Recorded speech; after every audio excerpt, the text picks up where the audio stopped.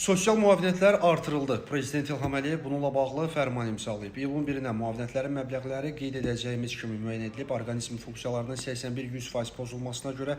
əlilliyi müəyyən edilmiş şəxslərə 300 manat, 61-80% pozulmasına görə 250 manat, 31-60% pozulmasına görə 180 manat, ailə başçısını itirməyə görə 140 manat, əsgərlərin uşaqlarına 140 manat, valideynlərini itirmiş və valideyn himayəsindən məhrum olmuş uşaqların qəyyumlarına 140 manat, 1 yaşadək uşağı olan astəminatlı ailələrə hər uşaq üçün 140 manat, 5-dən çox uşağı olan qadınlara hər uşaq üçün 140 manat, övladlığa götürülən uşağa görə 240 manat, himayədar ailəyə verilmiş 18 yaşına da əlilliyi müəyyən edilmiş uşağın tərbiyə edilməsinə görə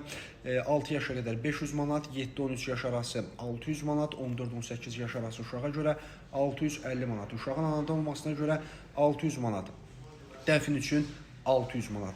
İyulun 1-dən prezident təqaüdlərinin aylıq məbləğləri isə indi qeyd edəcəyimiz kimi müəyyən edilib. Vətən müharibəsi qəhrəmanı adı verilmiş şəxslərə 2200 manat, Azərbaycanın milli qəhrəmanı adı verilmiş hər bir şəxs üçün 2000 manat, şəhid ailəsi üçün 700 manat, 20 yanvar şəhidinin ailəsi üçün 700 manat, Əfqanistanda Sovet qoşunlarında həlak olanların ailələrinə 700 manat, müharibə və ya 20 yanvarla əlaqədar əlilliyi olan şəxslərə müvafiq olaraq orqanizm funksiyalarının 81-100% pozulmasına görə 600 manat, 61-80% pozulmasına görə 500 manat, 31-60% pozulmasına görə 400 manat, onlara qulluq edən şəxslərə isə müvafiq olaraq 120, 250, 350 manat müəyyən edilib.